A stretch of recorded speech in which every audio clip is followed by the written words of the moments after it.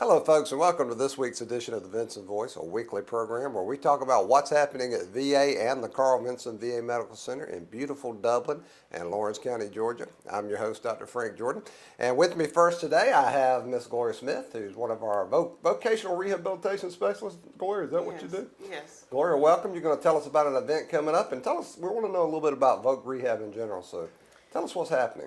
Okay, hi, my name is Gloria Smith, and I'm a Community Employment Specialist, Vocational Rehab, and I work with the homeless program, and I also serve all 52 counties of the areas that we cover, and I basically work with our veterans to educate them and provide them resources related to employment. The main premise of vocational rehab is education, empowerment, and employment. That's right. So we focus on tapping into those resources that can help them in terms of if they need to go to school. We can tap into the Oconee Fall Line Technical College or other colleges in the region.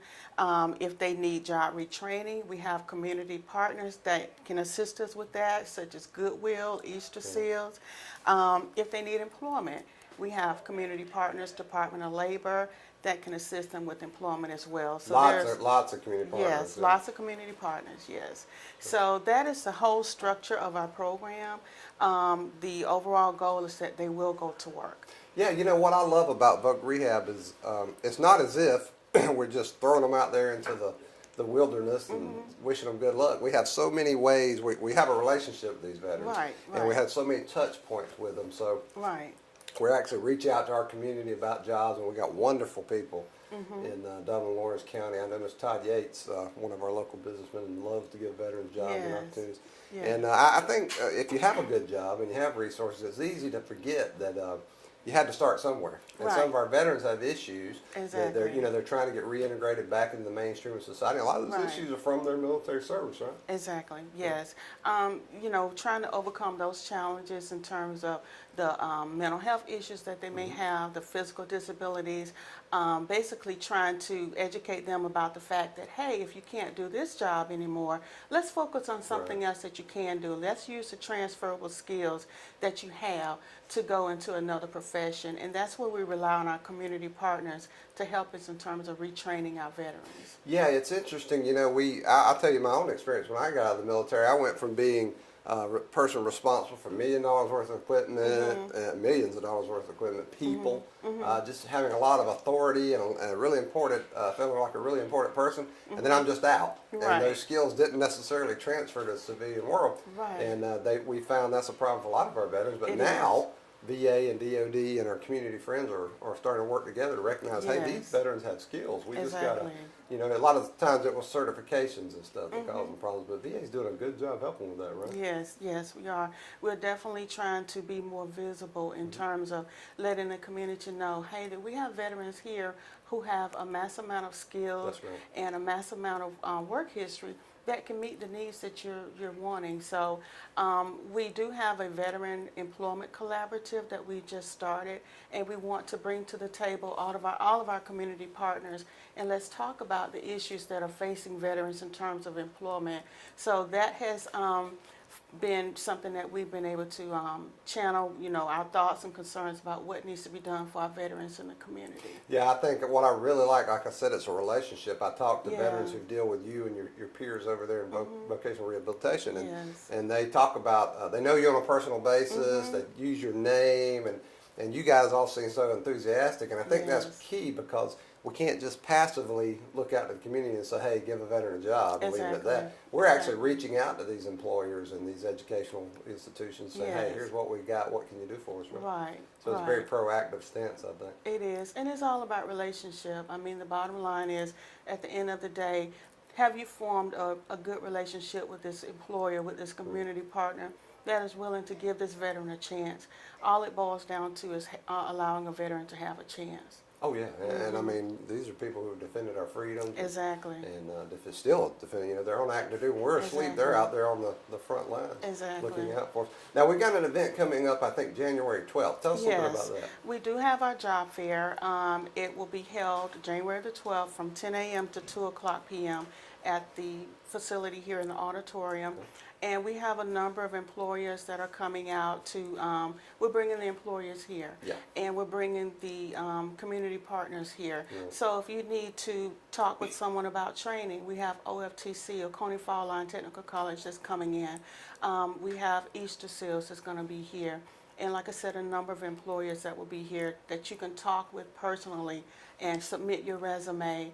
And we really are targeting veterans, but we want this to be a community-wide event. Oh, I love that. Because we have people that, you know, are in the community who may not access the VA services, That's and right. we want them to come in and be a part of it as well. I love that because I want, you know, I want the community Yes. to be involved with us involved with Yes. the community. We're a member of this community. Exactly. And we want to go out and see what they're doing and Right. represent VA, and we want them to come in and see what we're actually doing here for veterans. And Exactly. it's going to be a one-stop shop for Yes. veterans who need a little assistance. isn't it? Yes, it will. And we definitely want this to be a bigger and better event each year.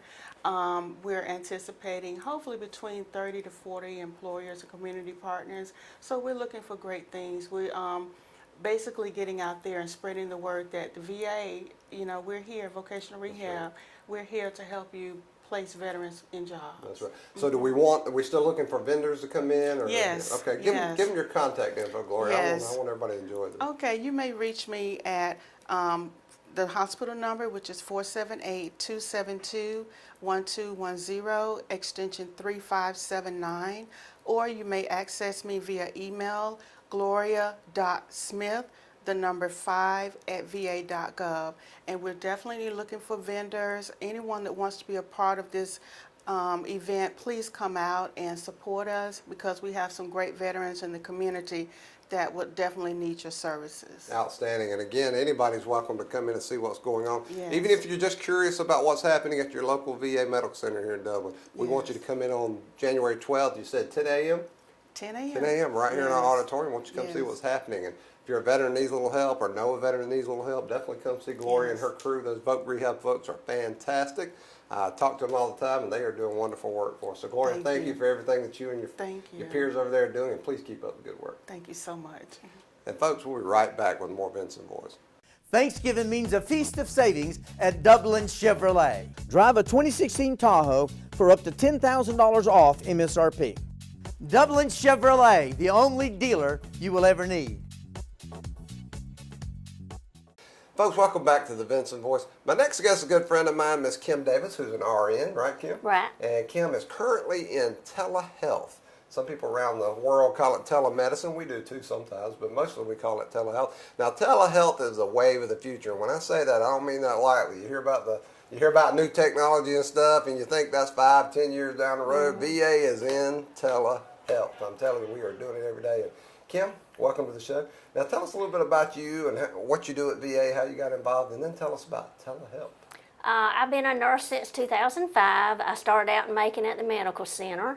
I worked agency, and that was kind of going down the drain, and my family was like, you need a job. So I came They want to put you to work. didn't they? Right. I came to the VA. I started out on 12A, worked there a couple years, and I really wanted to do something outpatient, and this position in home telehealth come open, so I've been doing this for 6 years. Wow. That's fantastic. Home telehealth falls under the umbrella of telehealth. There's also store and forward and clinical video. But I'll be talking today about home telehealth, and what that does is we monitor veterans from their convenience of their home. We provide increased access to care, case management activities. We're health coaches. We try to provide education to the vets so they can better self-manage their condition.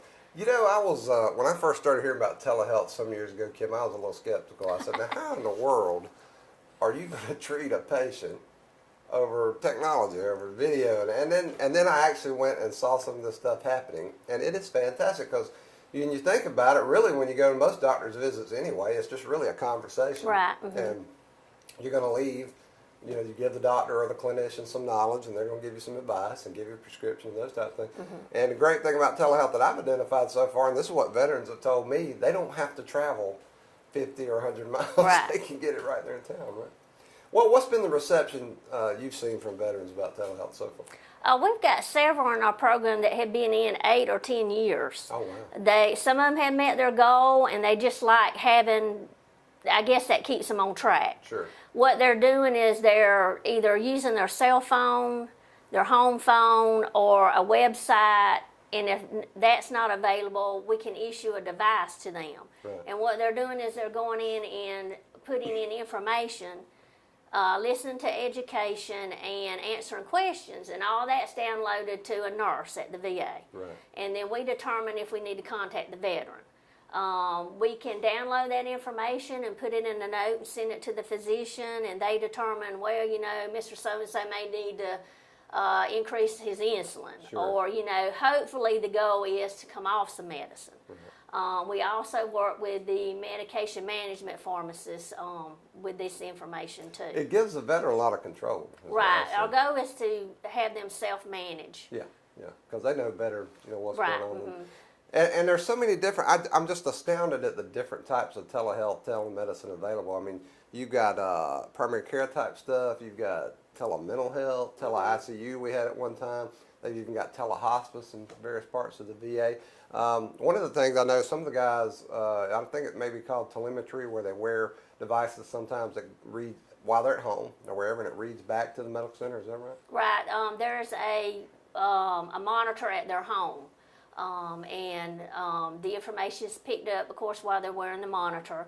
A nurse or a doctor at a VA can contact the veteran through that monitor. Right. And ask questions. If they're using a stethoscope, whatever they're monitoring for, they can get the readings from that Yeah, because sometimes technology. we know before the veteran Right, knows that they need something, and they get a call from us, right? Hey, we were monitoring this. It just sounds Right, like, you know, I tell people when VA's doing its job like it should, and we are here at the medical center, I promise you. But it's a relationship with the veteran, so it's ongoing, it's constant, and it sounds like telehealth just makes that relationship more intimate, Right, more effective.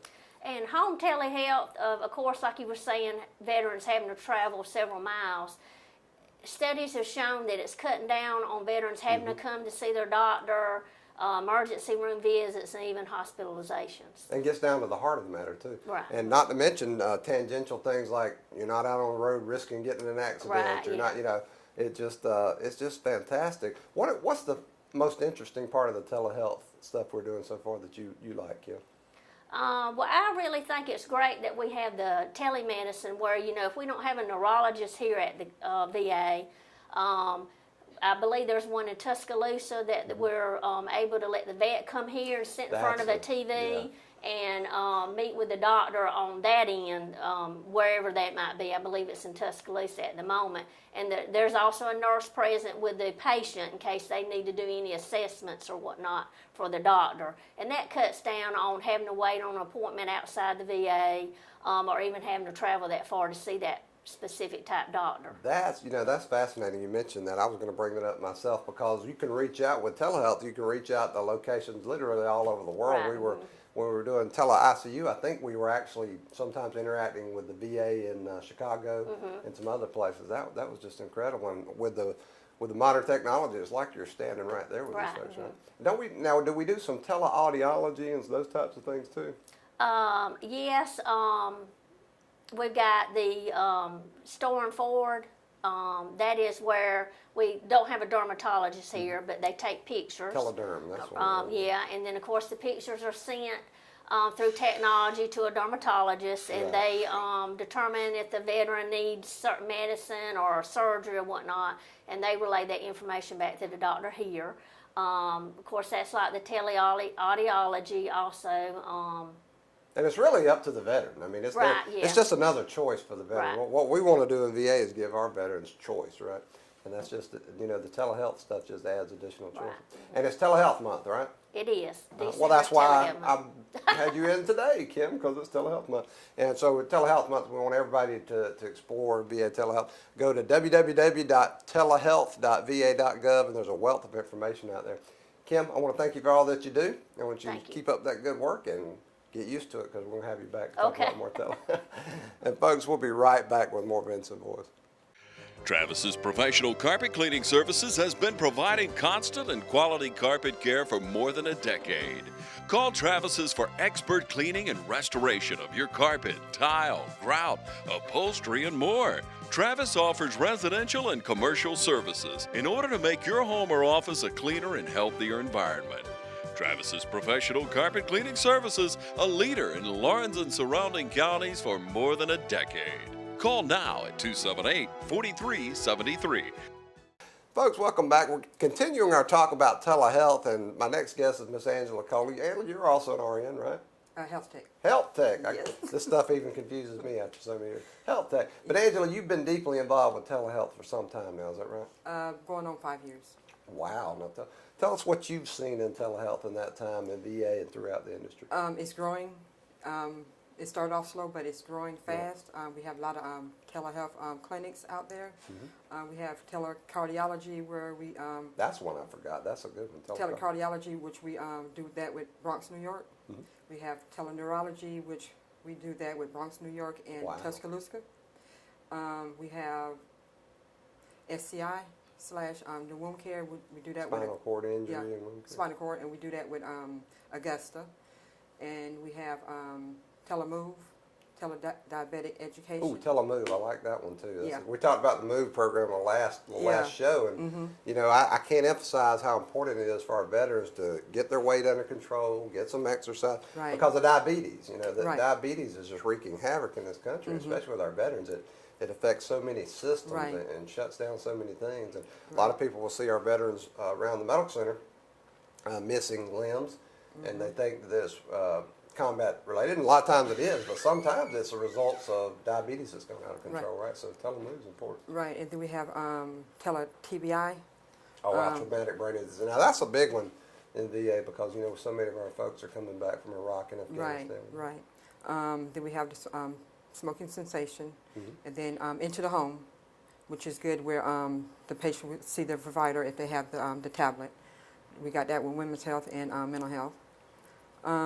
Just so many varieties. It's a lot of them. It's a lot of them. And the fact that we can reach out to New York. Right, and then like you can see the provider. right there with right, them. the patient could be here, and then the provider be in another location. That's so that's a good plus. What are some of now? You've been a practitioner now. You've been you were involved with telehealth for 5 years, but you've been in healthcare for a long time. So right, I've been here 16 years. Wow. So I started out as a nurse assistant, and then I just moved. And just to let you know, Angela is one of our star performers here. She is involved in everything. And if you need a volunteer for something, you'll probably, if you come to an event, and we hope you do, you'll probably see Angela out there welcoming you. She's just everywhere. But so, what have you seen as a longtime healthcare practitioner?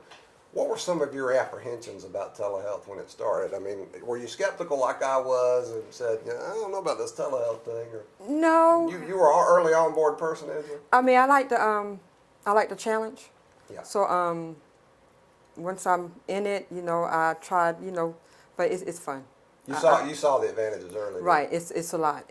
I mean, like I said, it's growing fast, and we're steady getting other clinics on board. So we have 3 more out there that's getting ready to come out with like teleprimary care. Wow, that's fantastic.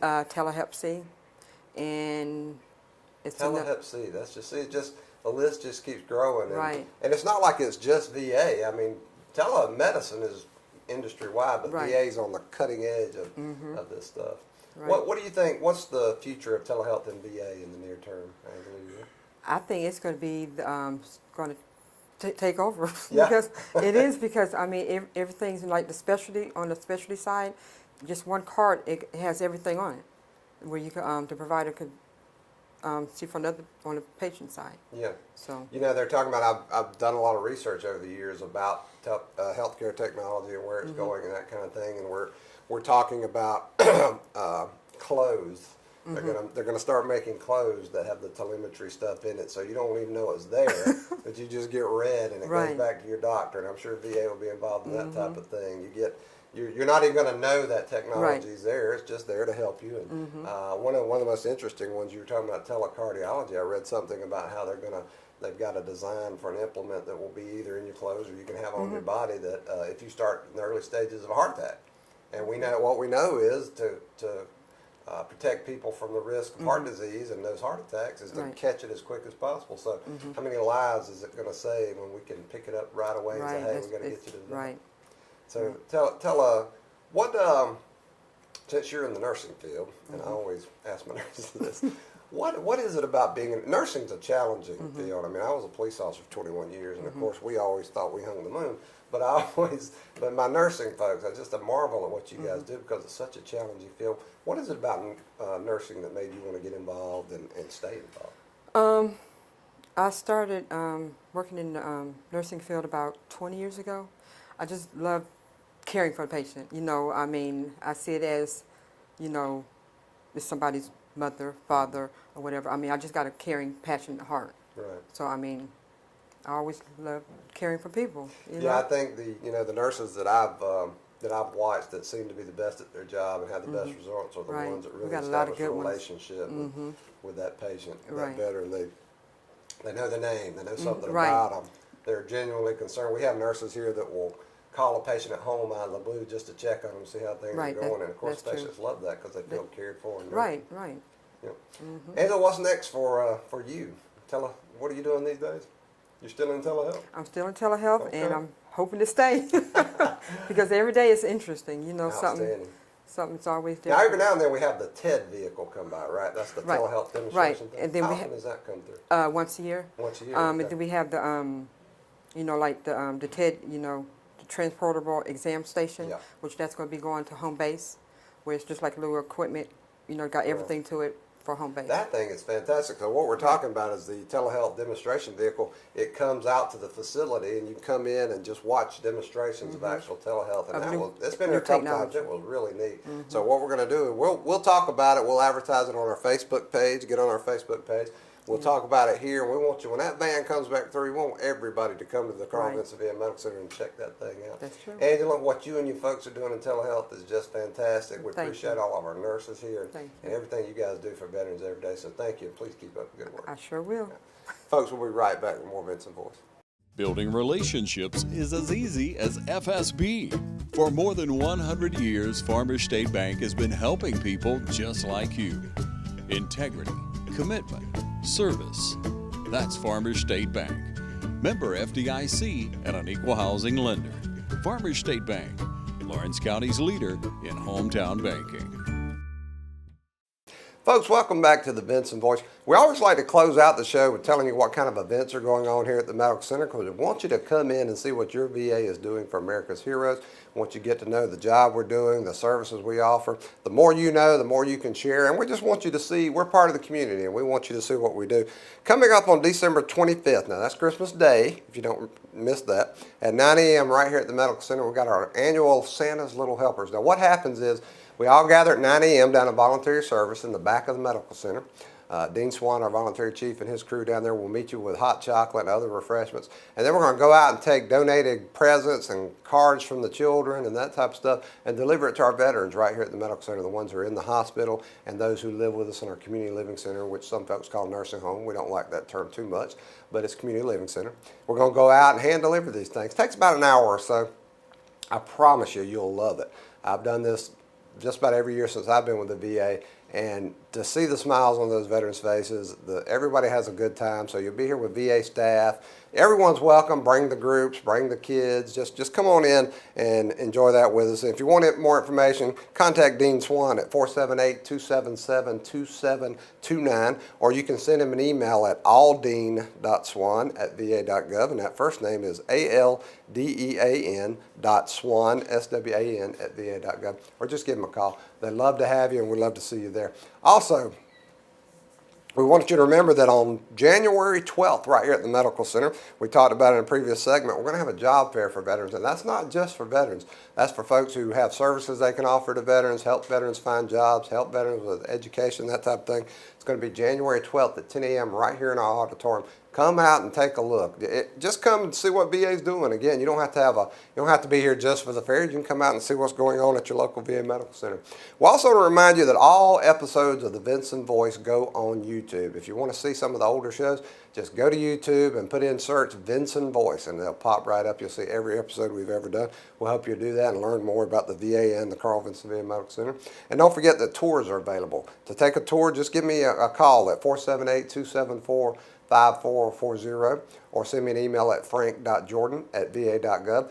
Whether you're an individual, you got your church group, your Boy Scouts, Girl Scouts, whatever, it doesn't matter. Come see what the Medical Center is all about. A lot of history here, and you can see what we're doing to care for America's heroes. And don't forget to get on our social media, Facebook, our internet site, our Twitter feed. That Facebook, just look for Dublin VA Medical Center. It'll pop right up. Like it and share what you see, folks, because I'm going to tell you, the more information you share about programs and services, the more veterans we reach and the more veterans we care for. And we put everything out there, whether it's something National VA is doing, an event that's going on here. We even put pieces about famous veterans you might not know, folks you might not know were in the military. You'll love it. We get a really good response on our Facebook, and we want you to join us there. So like our Facebook page and share it with everybody else. Folks, we hope you'll stay with us every week on Carl Vinson, on our show, Vinson Voice, and learn what's going on in VA. Until next week, I'm Dr. Frank Jordan. Thank you and have a great holidays.